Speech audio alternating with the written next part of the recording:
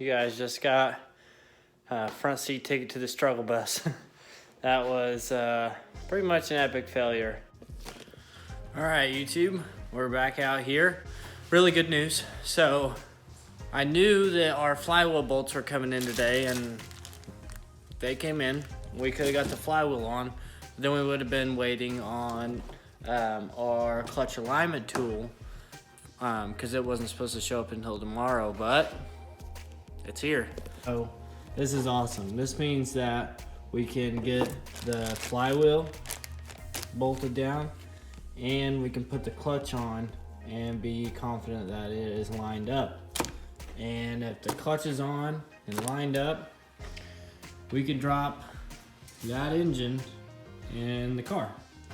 So that's my goal for tonight. I gotta stay up late tonight because I gotta go back to work on Sunday as long as this coronavirus doesn't change that. And I wanna be well rested come Sunday night to go into work on third shift. So I'm gonna get to work. Until I'm dropping the engine in the car, I'm just gonna work and then update you. So, all right guys, it's almost midnight and we're almost ready to throw this thing in. Got the clutch, flywheel, all that put on, torqued down to spec.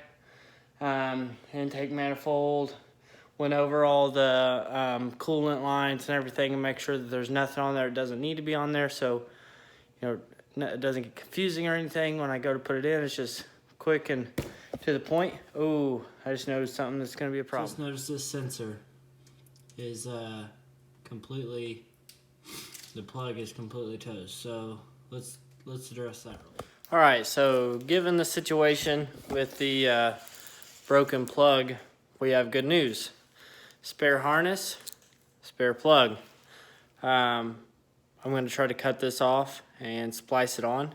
It fits onto the connector on the Japanese engine, so it should work. Yeah, let's try it. Man, this what seemed to be a crappy situation just keeps on getting better and better. So I was digging around for my soldering iron, grudgingly, because I don't like soldering that much, and look what I found. I have these little connectors and they have solder in them and heat shrink tubing and these little gripper things, the red things. You just slide the wire in with the strip part, both ends stripped on the solder, and it solders them and heat shrink tubes them at the same time. These things are awesome. I completely forgot I ordered them. Glad I found them. Ideally, I'd use a heat gun, but I don't have one, so this is gonna work.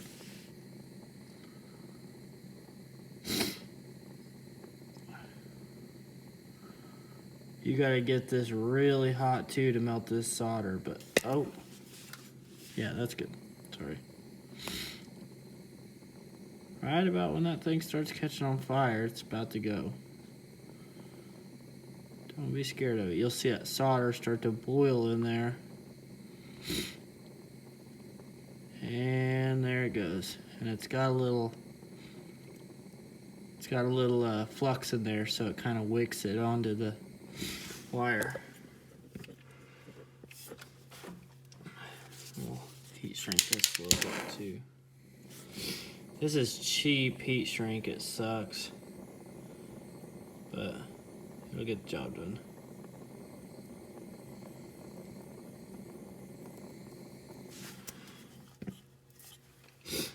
There we go. Alright, now that fiasco is over, we do have one last thing that we need to address while the engine's out, because it'll be much easier to do. So, I don't think I actually uploaded the video, but I did have an issue where I broke one of the fuel lines. When I was pulling the engine out, I thought it was a coolant line. It looked just like the coolant lines, and I was jamming on it, and it was actually a fuel line. And there's a thing called a fuel damper on these engines, and essentially they come sealed to the fuel line from the factory. There's no clamp, no nothing. They're just like formed on there almost. That's what it seemed like. And well, I can show you. So $100 later, we have a brand new one. But yeah, there's absolutely no clamp, no nothing. And the inside of this line is like nylon. See, it's shaped, and it's like nylon or plastic, and then it's rubber on the outside. But yeah, so we're gonna go ahead and put this on because it's gonna be really hard to get under there while the engine is in the way. So let's do that.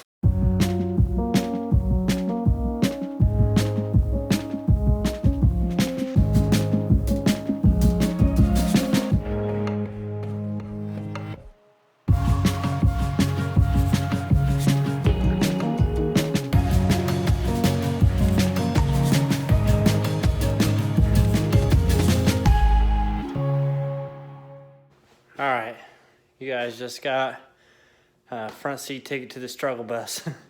That was pretty much an epic failure. I have been hitting on a power steering line this whole time. So at this point, I think the best route is going to be to drop the power steering line, or the power steering rack, just loosely. Leave everything connected, just drop it down, and see if that gives us enough room and gets that out of our way. 2 more hours since the last update, which was a full 45 minutes to an hour of work trying to get this engine set, and we've made some progress. So we have one mount in the hole, and this one is lined up. We need to go drop the trans. So we got the trans is jacked up right now. We'll drop the trans a little bit, drop the engine a little bit. Oh man, does this feel good. Here we go.